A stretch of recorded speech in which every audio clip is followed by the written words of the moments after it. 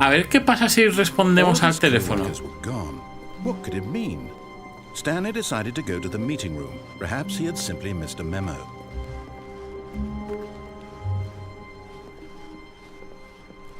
When Stanley came to a set of 2 open doors, this was not the correct way to the meeting room, and Stanley knew it perfectly well. Perhaps he wanted to stop by the employee Es que hay tantas variaciones. Puedes hacer tantas cosas diferentes que al final. But eager to get back to business, Stanley took the first open door on his left. Nor. Stanley was so bad at following directions, it's incredible he wasn't fired years ago. Look, Stanley, I think perhaps we've gotten off on the wrong foot here. I'm not your enemy, really, I'm not. I realize that investing your trust in someone else can be difficult. ¿Te puedes caer but abajo? the fact is that the story has been about nothing but you all this time. Luego lo probamos, Someone you've been neglecting, Stanley. Someone you've forgotten about. Please, stop trying to make every decision by yourself. Now, I'm not asking for me, I'm asking for her. This is it, Stanley. Your chance to redeem yourself. To put your work aside. To let her back into your life. She's been waiting.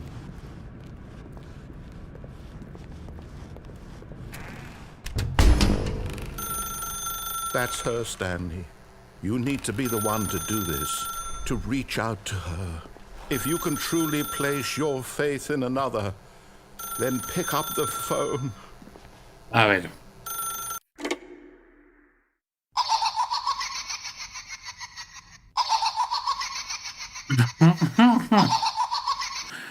Stanley, is that you? Qué buen timing. Hold on, sweetie. Sorry to keep you waiting. I'm just pulling the bread out of the oven. All right. Okay, there we go. All right, now, I want you to come in and tell me all about your day. Gotcha. Oh, come on. Did you actually think you had a loving wife who'd want to commit their life to you? I'm trying to make a point here, Stanley. I'm trying to get you to see something. Come inside. Let me show you what's really going on here. Qué desgraciado, ¿no? El apartamento 427. This is a very sad story about the death of a man named Stanley. ¿Cómo? Buenos días, empleado. Presione G en su teclado. ¿Puedo no hacerlo?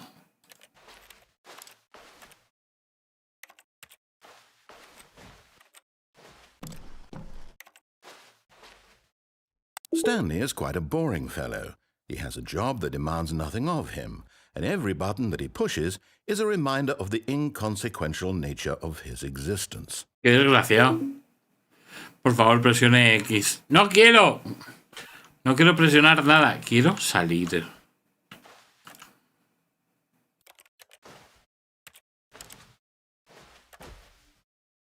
Look at him there, pushing buttons, doing exactly what he's told to do.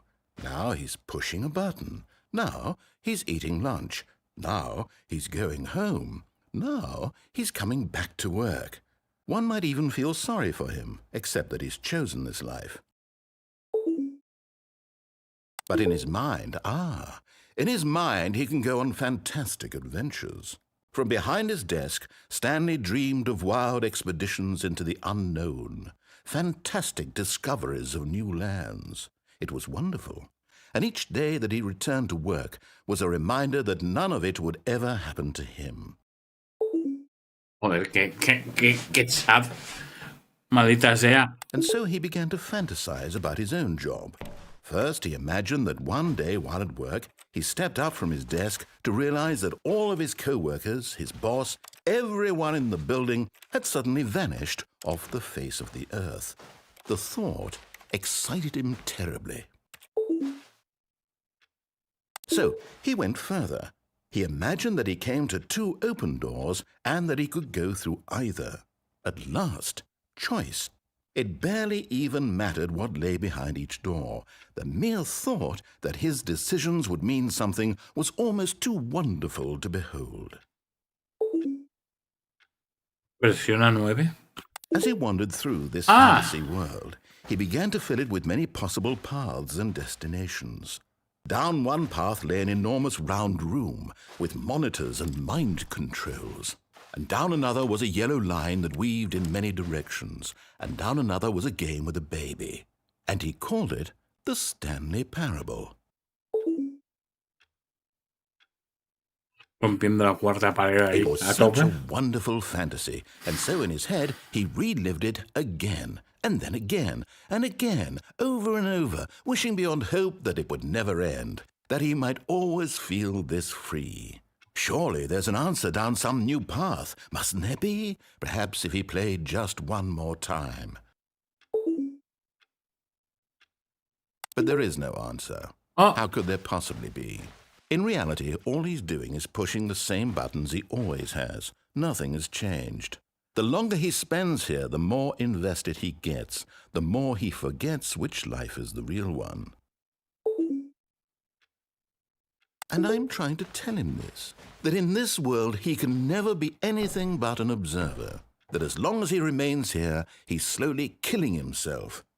But he won't listen to me. He won't stop. Here, watch this.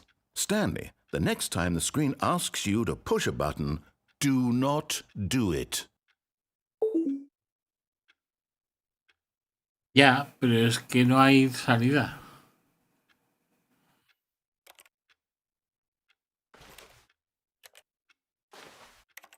Me tienes secuestrado aquí, no sé, estás intentando demostrar algo que no tiene sentido. ¿Me tienes secuestrado? Siempre puedo cerrar el juego, claro.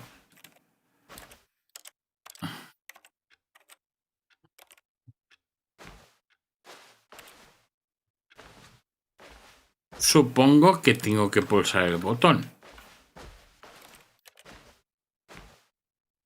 You see? Can he just not hear me? How can I tell him in a way that he'll understand that every second he remains here, he's electing to kill himself? How can I get him to see what I see? How can I make him look at himself?